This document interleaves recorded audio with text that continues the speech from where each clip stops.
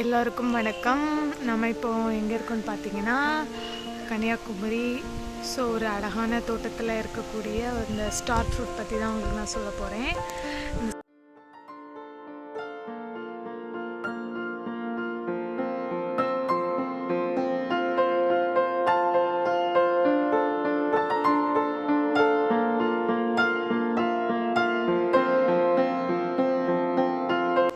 இந்த star fruit பார்த்தீங்கன்னா பார்க்குறதுக்கு ரொம்ப அழகாக இருக்குல்ல.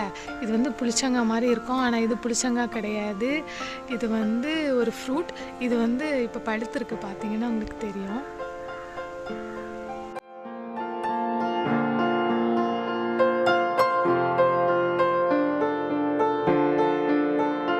ஏகப்பட்டதுக்கு மேலே கூட பார்த்தீங்கன்னா தெரியும், ஏகப்பட்ட ஐட்டம்ஸ்.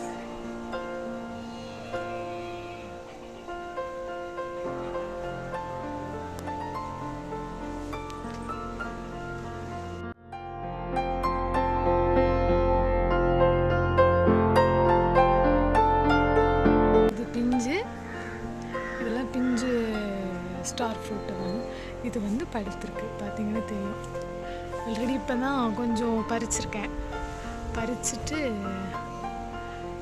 இதை கரெக்டாக கட் பண்ணி உப்பு போட்டு சாப்பிட்டாச்சு. சரி, நம்ம இதையா ஒரு வீடியோ எடுத்து ஷேர் பண்ணக்கூடாது அப்படிங்கிறதுனால ஸோ நான் இதை உங்களுக்கு ஷேர் பண்ணுறேன்.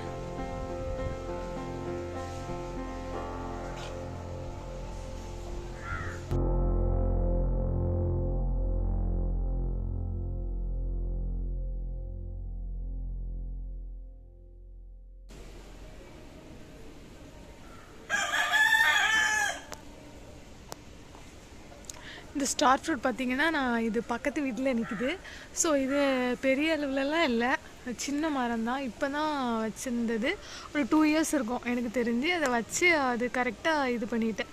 இப்போ ஒரு 2 வருஷத்துக்கு முன்னாடியுமே அது போன வருஷம்லாம் காய்ச்சிருந்தேன். அதில் 1-2 தான் காய்ச்சிருந்தது. ஆனால் இப்போ வந்து பார்த்திங்கன்னா நிறைய காய்ச்சிருக்கு. ஸோ நிறைய சின்ன பிள்ளைங்க இந்த வழியாக போகும்போதெல்லாம் இது வந்து தாங்க தாங்க அப்படின்னு கேட்டுட்ருப்பாங்க. இன்றைக்கி தான் இது நிறையா பழுத்திருக்கு ஆக்சுவலி. ஸோ இதை என்ன சொன்னாங்கன்னா, நாங்கள் சாப்பிடும்போது இது வந்து காய்ச்சல் ஜலதோஷம்லாம் சரியாகும், இதெல்லாம் சாப்பிட்டா செரிமானத்துக்கு வந்து ரொம்ப நல்லது, அந்த மாதிரி நிறைய இது சொன்னாங்க. இதில் வந்து நார்ச்சத்து அதிகமாக இருக்குது, விட்டமின் B, C இருக்குது அப்படின்னு சொன்னாங்க. ஸோ இது நல்ல சத்தான பழம். இது பார்த்திங்கன்னா ஸ்டார் ஃப்ரூட். நான் கூட இதை வந்து ஏதோ நெல்லிக்காய் மாதிரி அப்படின்னு தான் நினச்சேன். ஆனால் இப்போ வந்து நிறைய இடத்துல நாகர்கோவில் ஏரியாலலாம் இது வந்து நிறைய நிற்குது இப்போது.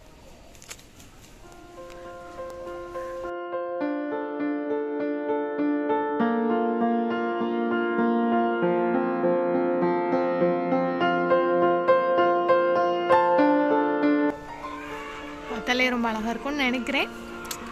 சரி, இதை ஒரு சின்ன வீடியோவாக போடலாமே அப்படிங்கிறதுக்காக உங்கள்கிட்ட கொண்டு வந்தேன்.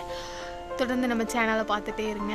இது ஒரு வீட்டு தோட்டத்தில் நம்ம யூஸ் பண்ணுறதுக்கு தகுந்த இது ஒரு நல்ல பெனிஃபிட்டு தான் கொடுத்துட்ருக்கு. ஸோ வீட்டில் வந்து வீட்டுக்கு ஒரு மரம் வளருங்க. அதே மாதிரி ஸ்டார் ஃப்ரூட், புளிச்சங்க, அந்த நாவல் பழம், இந்த மாதிரி ஐட்டங்களையும் வீட்டில் வளர்த்து வைங்க. அப்போ தான் வந்து ஃப்யூச்சர் ஜென்ரேஷனுக்கு யூஸ்ஃபுல்லாக இருக்கும். பார்த்தாலே தெரியும் இவ்வளோ அழகாக இருக்குன்ட்டு.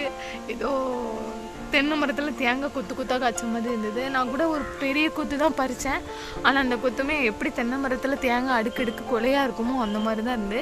இப்போ பார்த்திங்கன்னா நான் இங்கே பார்த்துட்டு இருக்கிறது ஒரு 3 தான் இருந்தது. நான் ஒன்று பார்த்தேன், அதில் 10க்கு மேலே இருந்துச்சு. ஸோ நான் அதை பறிச்சிட்டேன்.